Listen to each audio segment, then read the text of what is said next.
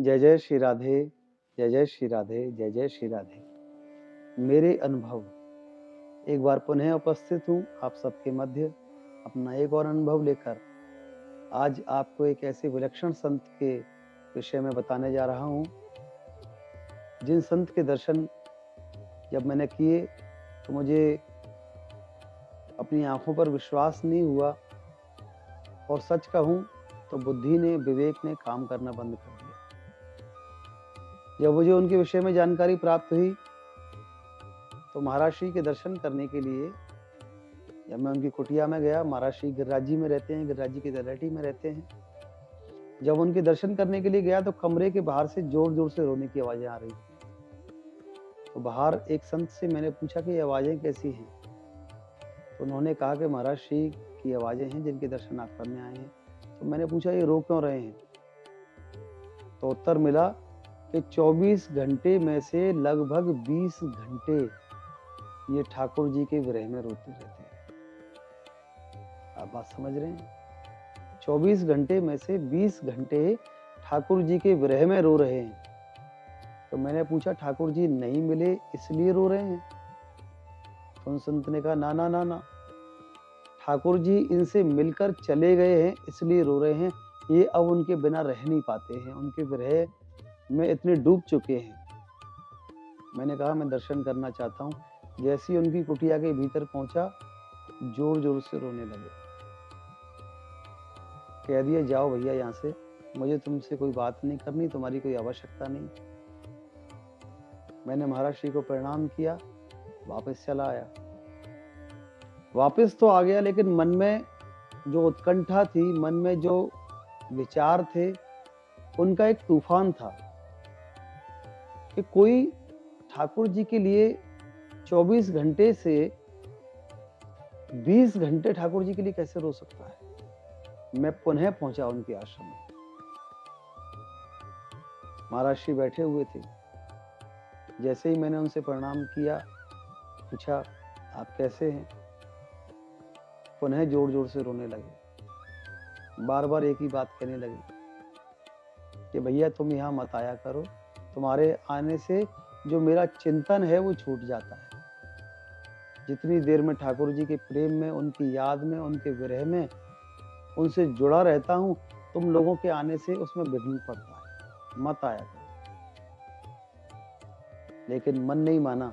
कई बार उनके दर्शन करने के लिए गया, आज भी जाता हूँ। लेकिन आप मन में विचार करके देखिए, हम लोग और आप लोग संसार के लिए रोते हैं। संसार की कोई वस्तु प्राप्त नहीं हो उसके लिए रोते हैं। संसार के जीवों के लिए रोते हैं। संसार के भोग विलास की वस्तु के लिए रोते हैं, विलाप करते हैं। लेकिन वास्तविकता में अगर कोई विलाप है तो ठाकुर जी के लिए रोना ही सबसे बड़ा प्रेम है। क्योंकि प्रेम की जो सबसे बड़ी पराकाष्ठा है वो यही है कि जो भगवान की याद में रोए और रो रो कर अपने अश्रुओं से अपने दामन को भिगोता रहे और भगवान की याद से जुड़ा रहे, प्रभु की याद से जुड़ा रहे। वास्तविकता में रोना उसे कहते हैं। और जो भगवान की याद में रोते हैं तो सच कहूँ तो वो आंसू नहीं, एक-एक आंसू मोती होता है। उस आंसू के मोती को भगवान उसकी माला बनाकर अपने गले में धारण करते हैं। तो ऐसे श्री गिरिराज जी की तलहटी में रहने वाले वो दिव्य संत, जिनके आज भी मैं दर्शन करने के लिए जाता हूँ। ऐसे संतों के दर्शन करके हमें ऐसा लगता है अभी तक हमने जीवन में कुछ भी नहीं पाया। वास्तविकता में जीवन क्या है वो यही है। हम लोग थोड़ी बहुत भक्ति कर लेते हैं, 1-2 भजन की माला कर लेते हैं, तो हमें लगता है कि हमने आज बहुत कुछ कर लिया। श्री ठाकुर जी की आरती कर देते हैं, उनको स्नान करा देते हैं, हमको लगता है आज हमने बहुत कुछ कर लिया। लेकिन वास्तविकता में जब हम ऐसे संतों के दर्शन करते हैं, तब हमें इस बात का अनुभव होता है कि हमने इतना भी नहीं किया अभी तक, जितना वो करके बैठे हुए हैं। आप गिरिराज जी में जाकर देखिए, एक-एक संत दिन में 2-2 गिरिराज जी की परिक्रमा, 3-3 गिरिराज जी की परिक्रमा देते हैं। इतने मोटे-मोटे पैरों में छाले पड़ जाते हैं लेकिन फिर भी परिक्रमा देते हैं। छाले फूट जाते हैं लेकिन फिर भी परिक्रमा देते हैं। बरसात पड़ती है तो भी परिक्रमा देते हैं। धूप पड़ती है तो भी परिक्रमा देते हैं। सर्दी पड़ती है तो भी परिक्रमा करते हैं।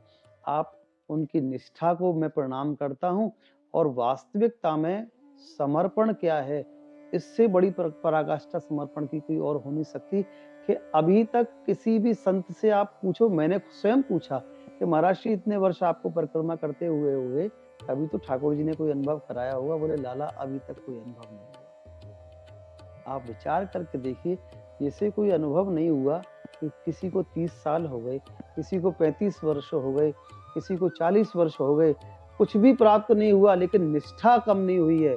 आज भी गिरिराज जी की तलहटी में गिरिराज जी की शरण में रहते हैं, परिक्रमा करते हैं, मधुकरी मांगकर खा लेते हैं और निरंतर ठाकुर जी की याद में रोते हैं। तो रोना वही है जो प्रभु के लिए रोया जाए। संसार के लिए रोकर अपनी आंखें गंवा सकते हो लेकिन संसार से कुछ प्राप्त नहीं कर सकते। ठाकुर जी के लिए रोओगे तो एक ना दिन अवश्य ऐसा आएगा कि श्री प्रिया जी स्वयं ठाकुर जी से कहेंगी कि प्यारे श्याम सुंदर, इससे रोते रोते बड़ा समय व्यतीत हो गया, एक बार जाकर इसे अपने हृदय से लगा लो।